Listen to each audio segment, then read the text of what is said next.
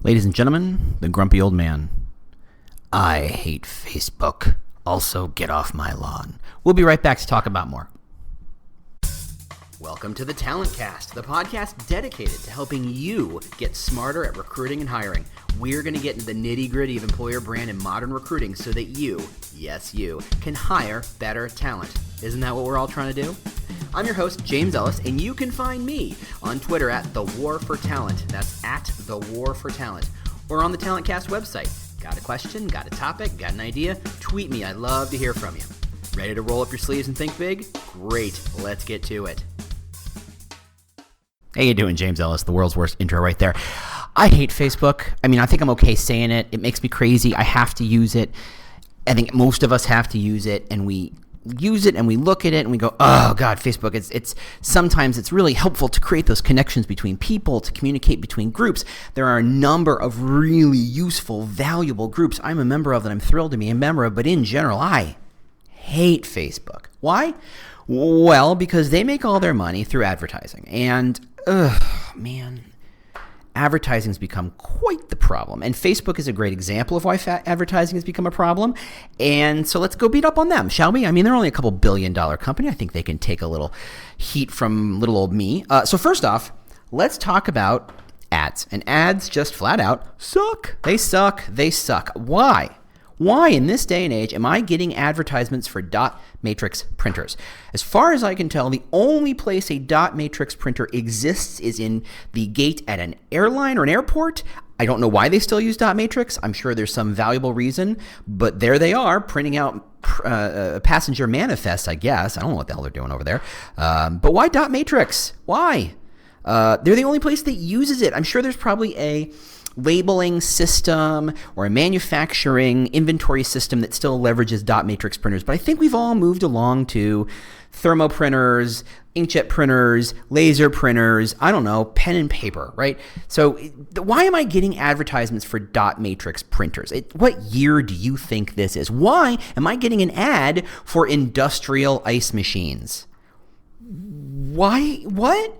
Now, in case you're worried, these are actual things. I'm not making stuff up. On my Facebook, I am getting some of my friends like Amazon. Why you'd like Amazon on Facebook? I'm not quite sure what the draw there is, but there you go. Because I have friends who like Amazon, Amazon is targeting me as if Amazon doesn't have all my money. I have a 4-year-old, for goodness sake. Where else am I going to pay for, everything? Anyway, I'm getting ads for Amazon, and they're sending me products I would never in a million years, not only would I not use, would I not buy, what are so laughably absurd as to make things unbelievable. Now, because I'm friends with Person X isn't looking at dot matrix printers, and that's why I get to see it. Amazon knows who's they're showing ads to, and they're showing me related products. Huh? Related to what? What exactly is happening here? We like to look around and think of ourselves in living in a day and age in which so much information is being tracked about us, and advertisers know so much about us that we expect to see commercials that make sense. And when I go off and I watch Hogan's Heroes on my DVR, yeah, I'm coming out of the closet. I like Hogan's Heroes. It's stupid. I get it. You don't have to explain it to me. It is the dumbest sitcom ever. The conceit is thin as hell, and yet somehow 6 seasons of this magic. I don't know. I can't explain it. Anyway, when I go to DVR Hogan's Heroes and I'm watching it on my semi-local cable company and I have to look at commercials that are not targeted, it's nothing but lawyers because, it's Hogan's Heroes. What other idiot's watching Hogan's Heroes but someone who has nothing better to do with their lives? I get the irony. I get it. But that's the world we used to live in which we just got pushed these ads and we were randomly seeing messages or like 9 times out of 10, or more importantly, or more likely, 99 times out of 100, they didn't matter to us. And we kind of let them glance off us, water off a duck's back, so to speak. But in this day and age, it's shocking when we see ads that don't make sense. And it's not just the digital ads, it's the ad industry. Here's my favorite. I am not, and this is not me bragging, and this is not me complaining, though there's certainly cause for certainly one of those.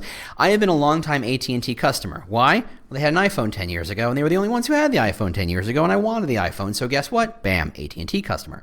So if you're wondering why they spent so much money for the exclusive contract for the iPhone, hi, how you doing? And I've can't get out of it.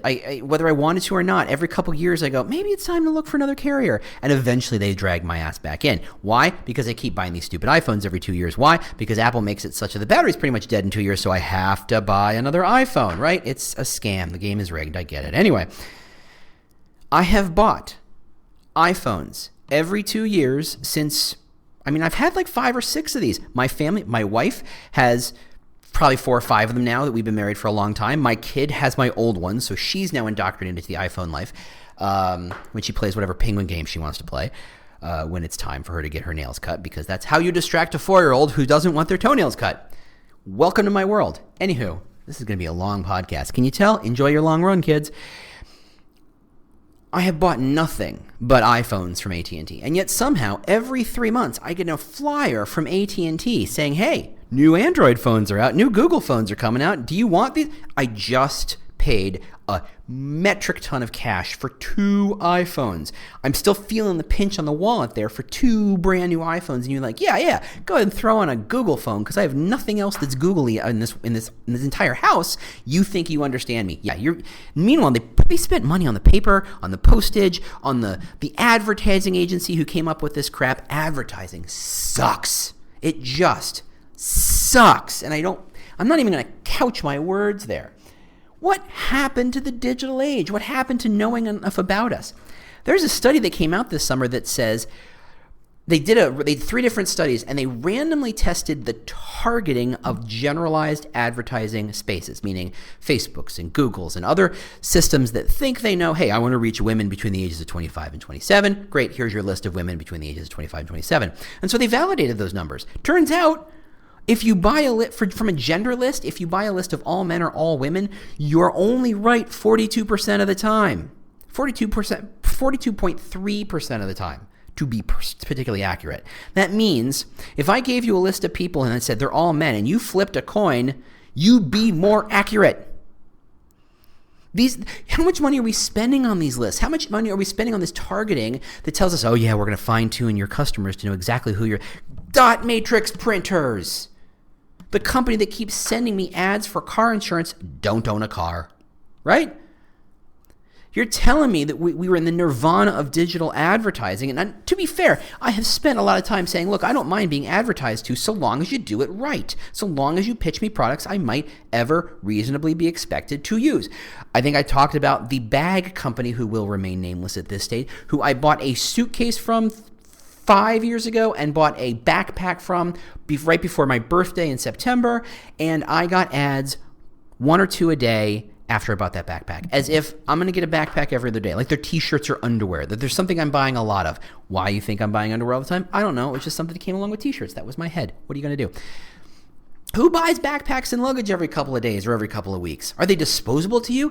My backpack's going to live forever. My luggage is going to live forever. That's why I pay for it, right? That's why it's not junk. I'm not spending a lot of money on it, but my goodness, I'm not buying trash bag level suitcases here. They're not disposable. The advertising mentality that says, okay, here is a list. I'm going to take my wiffle bat and I'm going to smack them about the head as hard as I can and as often as I can until they either say, fine, take my damn money, or, oh my God, go away, and I'm going to sue you to make you go away. Or I'm going to pass laws to make it illegal for you to spam me even when I unsubscribe. And by the way, that bag company, I unsubscribed from them 5 times. And I finally had to go on Twitter to raise a stink about it before they actually had to go back and actually nuke my account from space, I guess. Wow. So back to Facebook. Why? Well, because Facebook and Google are the two-headed gorilla of advertising. For year upon year upon year, advertising has grown, right? Except it hasn't. Advertising that is not Facebook and Google has declined. Advertising that is Facebook and Google has grown more than they've declined and beyond that. So all the growth in the numbers that say advertising this year has grown to blah, blah, blah billion, it's all in Facebook and Google's pocket. All of it. All the growth is there. In fact, beyond that, because they're squeezing the hell out of everybody else's advertising. Because if you're trying to reach people, Facebook is well known for having great targeting. Google's Google's a whole different ballgame. We'll talk about them in a second, but I want to talk about Facebook for a second.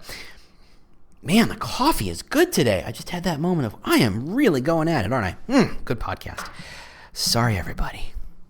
Facebook is famous for having great targeting. I want to reach only 47-year-old women who are Asian of ethnicity who, I don't know, like Bust magazine, right? And The Marvelous Miss Maisel.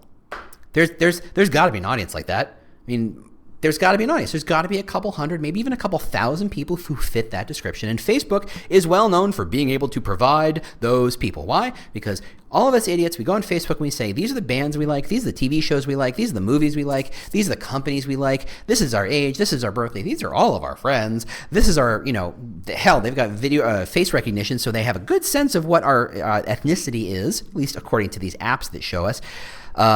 They have all this information, and so they tell us how great it is to be able to reach just those people. And the pitch, of course, is so you don't waste your advertising dollars. And I literally did one of those head shifts things that got me all sneaky feeling. Yeah, it's bullshit. It is absolute and total bullshit. Besides the fact that advertising on Facebook for jobs is complicated because the age issue is still unresolved. We still don't exactly know what is and isn't allowed, a la, can you push an ad out to people between certain ages? Does that constitute age discrimination?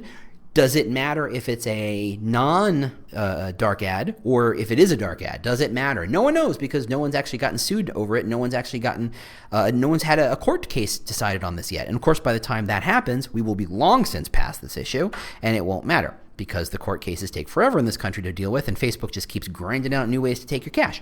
Anywho, why is Google different? Well, because Google is based purely on keyword, and the concept is intention versus demographics. Facebook tells you, hey, we can reach that 47-year-old woman who likes that show and that magazine and who is this kind of thing, who's married or not married, who has kids or doesn't have kids, whatever. Versus Google says, I can help you reach people looking for things and are trying to do something. So if I search backpack reviews, going back to this backpack thing, I should expect to get ads that say, oh, you're looking for a backpack, are we? Let me show you some great backpacks that I sell. And I get that ad because that's what I'm looking for, and people pay for that ad and bid for that ad because they say, here is someone actively looking. This isn't in a top of the way, super high end of the funnel, passive candidate kind of thing. These are people actively searching for a thing, right? There's value in that. Now, not everything is transactionable. If I'm looking for a house, you'll notice, and you go Googling for houses, you don't see an ad for a house. There is not an ad for 427 West whatever street, apartment 4. There's not an ad for that. There is an ad for realtors. There's an ad for Zillows and Redfins and real estate companies who want to bring you in to show you one of those houses because that's transactional. That's something that's like, okay, I can do something with that now. But getting me interested in something that I will take action on in 6 months is not where Google ads live. That's not what they do. They're very transactional. So it's a whole different ballgame, and they're messy and complicated like everything else in this life. So we're not talking about that. We're talking purely in the, because I know you're X, I'm going to show you Y. Because I know you're a 47-year-old woman, I'm going to show you this ad for whatever the hell. Now, besides the fact that studies are showing that the targeting is faulty, let's not forget that Facebook deletes 1.3 billion accounts every 6 months. Why? Not because they're naughty, but because they're fake. Why does that matter here? Well, there's the ad buyer, such as yourself, who buys an ad because you're reaching a certain person, and then you're paying for those ads because of who clicks on the ads. Now, who you're pushing the ads out, that's a targeting question, and I've already kind of poked some holes in it and say, hey, that's kind of problematic, and it's problematic everywhere. Why am I getting the dot matrix printer ad, right? The other side is, if you're paying, let's keep the numbers simple, $1 every time someone says, ooh, sees your job ad because you've targeted them and they actually are the thing you're targeting, and they click on that ad, there's a lot of assumptions in that sentence, right? And they click on that ad, you pay $1. Now, I've been in the website world long enough to know that every time I talk about metrics on the website, there's someone in the room who makes the joke, yeah, I know, because when I say the traffic went up 23% or 2% or 0.3% or whatever, they'll say, well, because you stayed up all that time staying up late clicking on that ad or clicking on that link really paid off. Everybody makes that joke. I've been doing this for when did I learn Google Analytics? 12, 15 years ago. Everybody makes that joke. It's right up there with the person at the cash register who says, "Oh, there's no price on this. I guess that means it's free." It's that level joke, right? Can we let that one go? We're good. The joke's been played. Let's put a 20-year moratorium on it, and then we can make that joke later. Sounds good? Okay, good. We can all play along then. Everybody makes that joke. But if you're moving traffic, you assume if it says 100 people clicked on that ad, 100 actual people saw that ad, saw something interesting in that ad, were the kind of person you only targeted, so many assumptions, and decided, that's interesting, I'm going to click on the ad. And they click on the ad, and then you give Facebook $1. That's the game. So if the targeting is wrong and you're pushing your ads not to 47-year-old women, but to 18-year-olds, that's not good. Because I'm guessing if you're trying to target a 47-year-old woman for whatever reason, 18-year-old men or women is not who you're looking for, right? Maybe 75-year-old men, not who you're looking for. There's nothing wrong with it. It's just not who you're looking for. They're not going to be interested in the ad you have. And you are showing that ad in the hopes that you get someone interested. So if you're only talking to 47-year-old women, you can use certain language. You can use certain messages. You can use certain pitches. You can use certain images that you think are more likely to attract the 47-year-old woman. So far, so good? Fantastic. But if you can't get enough of this stuff, I have some news. You can bring the James Ellis experience to your event or company. Just go to jamesellis.us and learn about all the kinds of custom presentations I can build and deliver for you or your team. But if it's time to get some hands-on help with your employer branding, recruiting, and hiring, either from the ground up or some strategic support, I would love to help. Just reach out to Proactive Talent or proactivetalent.com. That's where I work, and we can help you hire better. Cool? Cool. All right, let's get back to it. Right? Here's what you do. You want to attract a 47-year-old woman? You might make a reference to Tori Amos, but not make a reference to Murder, She Wrote. Because that's the demographic, and not make a reference to Cardi B, who is apparently a singer, because I'm old. Right? You're focusing on that age range. You're focusing on that demographic. You're trying to grab their attention. And if you don't know what their age range is, and you've been told you do, that ad that references Tori Amos, I don't know, I didn't come up with that one ahead of time, and that should be abundantly clear, everyone. Thank you. When they see that Tori ad reference, they go, oh yeah, that sounds like me, or oh, that sounds like my sort of thing, and they click on the ad. Obviously, Tori Amos has nothing to do with this. So many things going wrong. If you're killing 1.3 billion ad accounts, ask yourself the question, why on earth would anyone make or allow them to make 1.3 billion fake accounts every 6 months? Ad fraud. Yeah. Those things that say if you click on this ad, you get an affiliation credit, or click on this ad to do this thing, or you can get this free thing. It's just all that stuff is ad generated.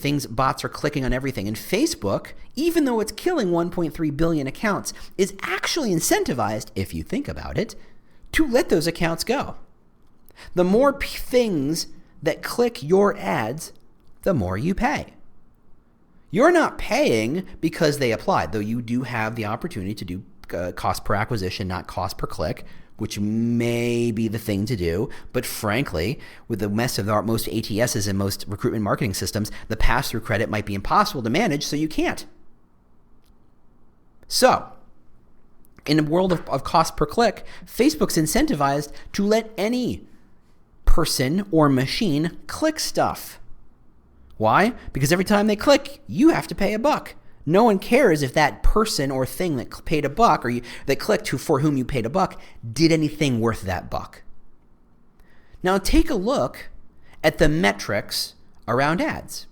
Impressions, clicks, awareness. Where's the money? Because in the end, in the old school model, the old joke of half of my advertising is wasted, I just don't know what half, you knew half of it was wasted, but you could look at the bottom line to see, because I advertised, there was a higher level of growth. And maybe you could A/B test and say, I'm going to turn off my ads for a month and see what happens to my inbound leads, and see what happens to my conversion rates, and see what happens to the number of closures I make, and see what happens to my audience. And you can say, okay, clearly with advertising running, I get this much lift, therefore I know what to pay for it. Boom. This is what advertising agencies are supposed to help you understand.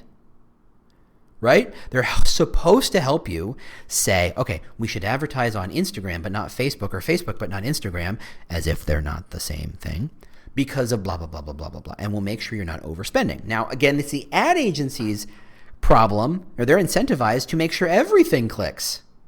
They love it when you click because they are reporting on impressions and clicks, not on business lift. Most ad agencies don't always have a lot of visibility into actual business lift. They only see number of leads and qualified leads and warm qualified leads. They just see clicks and stuff. Your metrics are wrong. It's a mess. And all this stuff costs you money. We could spend 3 minutes talking about Mark and Cheryl, the gruesome twosome that run Facebook these days, or at the moment, as it were, who not only are so insecure in this model they've built that literally prints cash. It quite literally prints cash.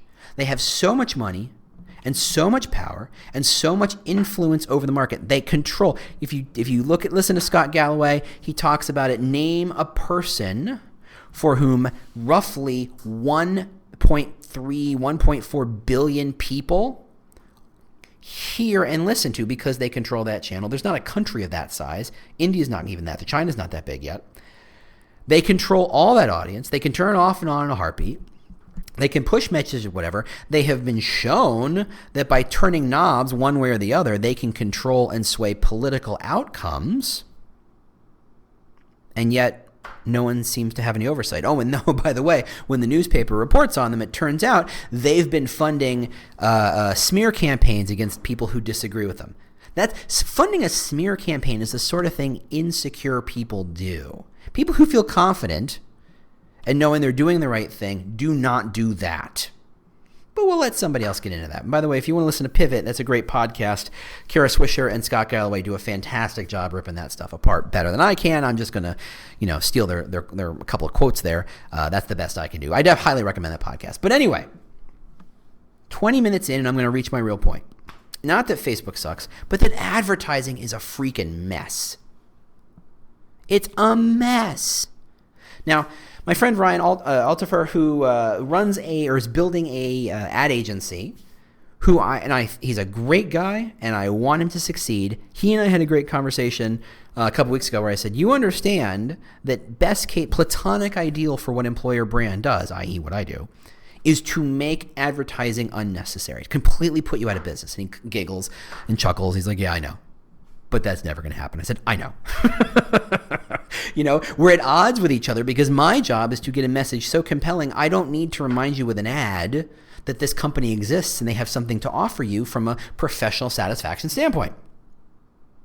However, businesses, i.e. being messy and not always knowing what the right hand's doing, and business leaders suddenly realize, oh, we're going to open an office in Topeka. We need 500 people in Topeka. We've never been to Topeka before, but we need to have that office open in 3 months. Can you hire 500 people for our office in Topeka?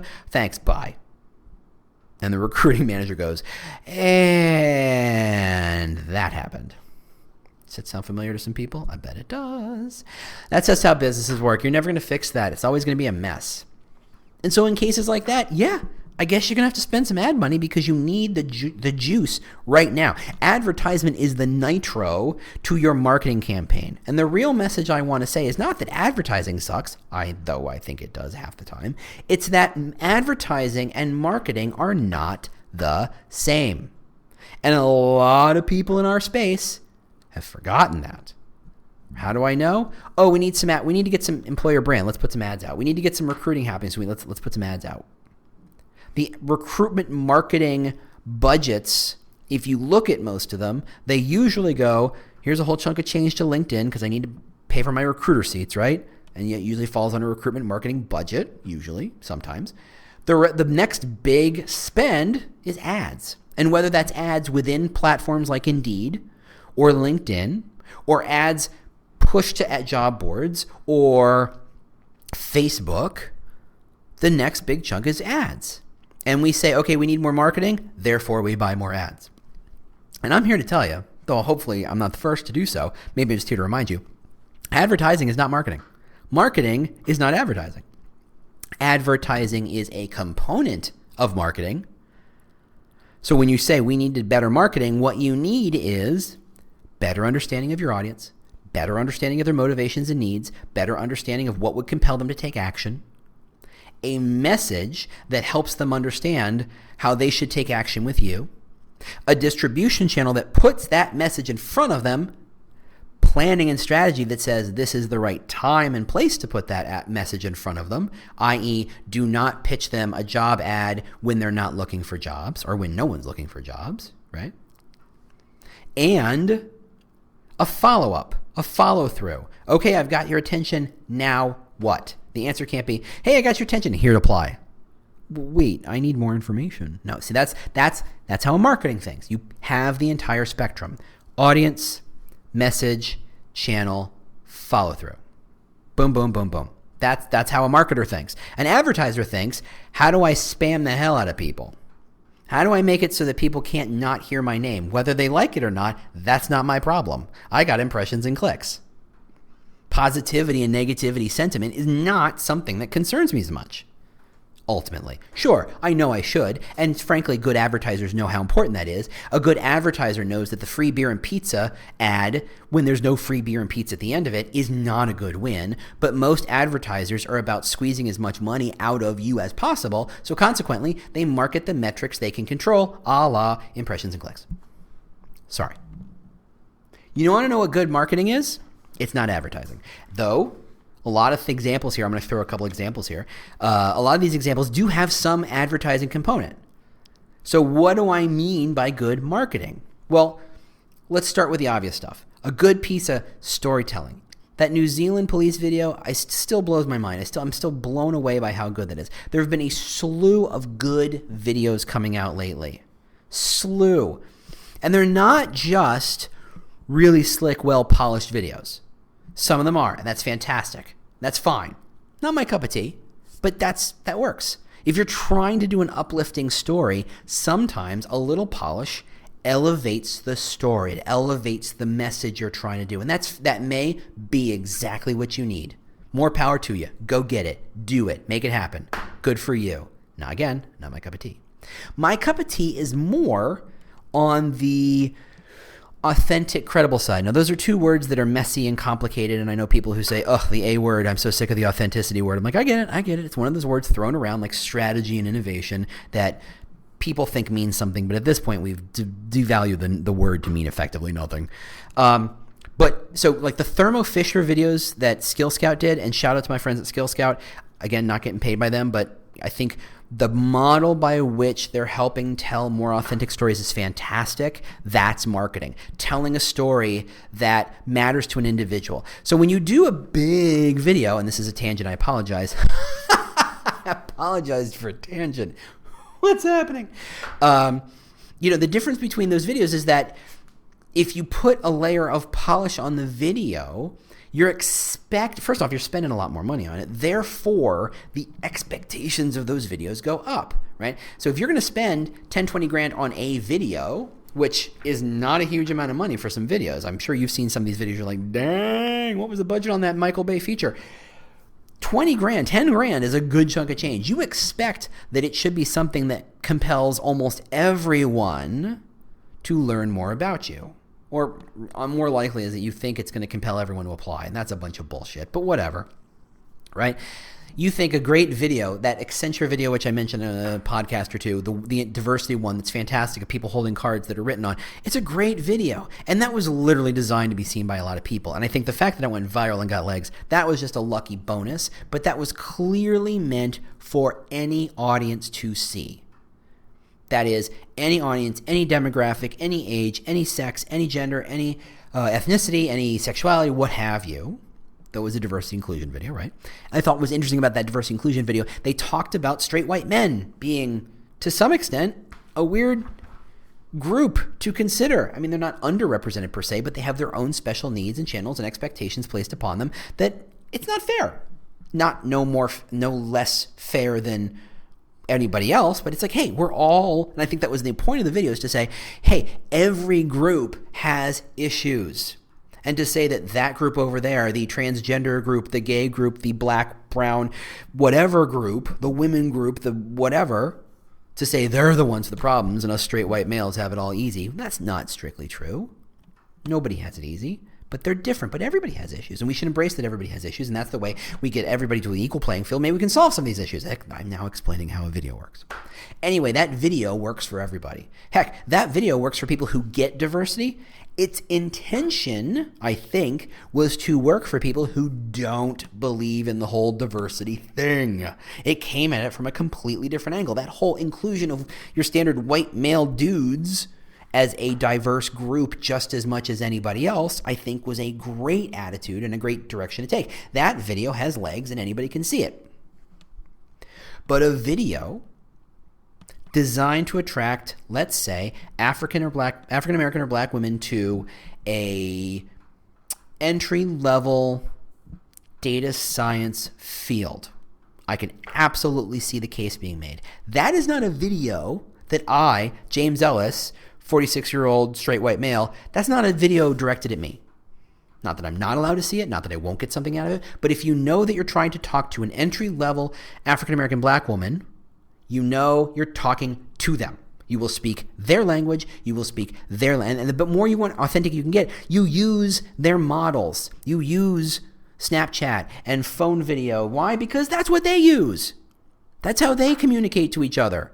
That's a rapport building channel. Now, if you spend 20 grand on that, somebody's going to say, why did we spend 20 grand to advertise to this tiny, tiny, tiny little audience? Was it worth it? And maybe there's a case for that. But if it's not, finding a way to communicate via a non-expensive channel like phone videos is a great way to make that case. It's a great way to tell that story to that specific audience. That's marketing thinking. Audience, channel, distribution, message, all that stuff. Boom, boom, boom, boom. That's marketing thinking. Other great marketing. Hey, this is a punch-in. This is a new functionality. I have 2 minutes I can insert if I need to. I forgot somebody. I had notes I wanted to put in. L'Oreal does this thing. It's really cool where you have questions and answers. Candidates have questions and actual employees answer it. I know that AllTrue does the hosting for the video and does the management of the video. I've used it a little bit, demoed it. It's really cool stuff. I don't, again, no money from AllTrue. But again, there's that model of small. It's not a huge glossy, polished video. It's about focused. It's about answering a question. It's like Quora, but it's video. I have this question about the company. What's it like to be a data scientist? And someone from the data science team says, oh, it's like this, and this is what my day is. And by the way, I'm holding my phone so I can spin around my office and you can actually see people's desks and you can see how things go. And that's really interesting stuff. So the ability to be that micro-focused, that's marketing just as much as the big glossy quote unquote Super Bowl video is. That's super cool tool. Just wanted to make sure I inserted that in because I totally forgot. Thanks. Back to the previous recording. Tableau, if you don't know them, is a company all about data, visualization, meaning they make charts and graphs, which has got to be the most dumbass distillation of what they do. They make amazing charts and graphs. Their career site is all about charts and graphs. Look at our people, demographics, breakdowns, and charts and graphs. They're eating their own dog food. These are people obsessed with data. Show it. That's what the company's all about. Show it. In the same way that Sephora is all about women, that's why they attract more women. That's because they speak more women's languages more easily. Therefore, self-reinforcing loop there, they attract more women. Therefore, more women show up. Therefore, more women get hired, et cetera, et cetera. If you're all about data, show that you're all about data. If you're all about trees, show that you're all about trees. Attract more tree people. Right? That's the trick. I think ThoughtWorks does a great job. It really explains the process. They're famous for having a fairly long recruiting cycle. They want a bunch of interviews. You're going to talk to a lot of people. They make it very easy. They make it very hard for someone to make it all the way through. And it's quite the minefield getting through. They spell that out. Not just, hey, by the way, we're a bunch of assholes who want to make it really hard for you to job, but more of a, look, we're building a culture here. We're trying to do something. That means being super rigorous about our thought process and super rigorous about who we bring in because each new person has impact. Let's hear that? Each new person has impact. That's reinforcing this idea that we're all about people who want to make impact. You're not just saying we're all about impact over here, and by the way, on this side, we're all about inclusion or we're all about whatever. Everything has to align. That's good marketing, right? And to say, here's what it means for us to be rigid and rigorous about our process. Here are all the steps and here's what you can expect and this is how long it takes. They're giving you a sense of what's going on. I think it's a fantastic way to market. They're saying where they're taking a perceived negative, i.e. you take forever to hire someone, and in this day and age of trying to hire developers that speed kills, or speed is the only way to hire people, and I see that as a valid strategy. But here they're saying, no, we're going to slow it down. And that's on purpose. And we think that's valuable. And we're going to tell you why. Fantastic marketing. Here's another stupid piece of marketing that I think is just fantastic. And it aligns with this idea that everybody should eat their own dog food. If your company is about X, your recruiting should be about X because you're hiring people who care about X. All those X's should be the same thing. Yelp, who I'm sure everybody knows, they're the review company, right? You want to see where the local coffee shop is and what gets a higher rating than others. You want to see what their hours are. It's Yelp all day long. Again, no commercial for Yelp. Whatever. It's the company isn't super famous. It's not super sexy. But you know what I like about it? I like that their career site and all their social channels are called 5-star careers. Why? Because they're a rating company. And everybody wants to get that 5 stars. And there they are trying to generate 5-star careers. It is a stupid, hokey, slightly cheesy even connection, but they say, this is who we are, and everything aligns to it. That's not advertising, that's marketing. If you have a good story to tell, and you want to push it out, that's where advertising happens. The problem is we don't have a good story to tell. We just spend the money on advertising, so we push job posts to people who don't want them and complain, gosh, marketing and advertising doesn't work. Gosh, I wonder why. Advertising sucks. Some days it's absolutely necessary. Some days advertising on Facebook is absolutely the right way to do it. For my money, and I know I'm biased, I know what industry I work in, I know what I do for a living, I am absolutely 100% biased. I think a better strategy is marketing, not advertising. And that's what I wanted to leave you with today. This is our 99th episode. 99. I can't believe it either. I have an idea what 100 episodes would look like. I have an idea what the number 100 will be. I'm still rethinking. I'm not sure. I got a week to figure it out, right? Actually, I have 8 days because this is recording on a Saturday. And I can record up until Sunday afternoon if I have to. I can wait till my kid goes to bed and record it Sunday night if I have to. But I got like 8 days to think about it. So I'm hoping to put out something special for episode number 100 for the triple digits. To justify the fact that I put a 0 in front of all my episode numbers so I could get to 100. For those of you who've listened to this episode, and presumably you're here because you're still here, and you've listened to anything else, thank you so much for being a fan or follower or listener, whatever we want to call this. Thank you so much for being a part of this. If this is useful and interesting, share it out. Tell people. Let people know. I'm completely comfortable being a niche podcast and being famous to 1,500 people. That's totally cool. But if you know someone who's trying to get into employer brand recruitment marketing and wants better understanding and better strategies and better thinking, hi, how you doing? My name's James Ellis. I'll record this podcast just for that. So thank you all for listening. I hope I'm doing you a service by presenting this. I hope you're getting something out of this. I really appreciate the time you spend listening to this crap that comes out of me on weekends, if you can believe it. Thank you. I do appreciate it. I'll talk to y'all next week. Bye. Well, the music means you've made it to the end of another episode of the Talent Cast. If this was useful to you, do not keep it a secret. Share it with your team. Share it with your boss. Share it with your networks. I don't know. Share it with your mom. If you have questions you'd like me to answer on a future show or just, general ideas about how to make this thing better, just ping me on Twitter. I'm at The War for Talent, at The War for Talent. Thanks so much for listening, and we'll see you next week. Bye.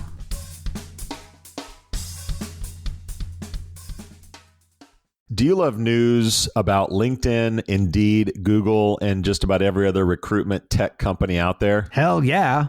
I'm Chad. I'm Cheese. We're the Chad and Cheese Podcast. All the latest recruiting news and insights are on our show. Dripping in snark and attitude. Subscribe today wherever you listen to your podcasts. We out.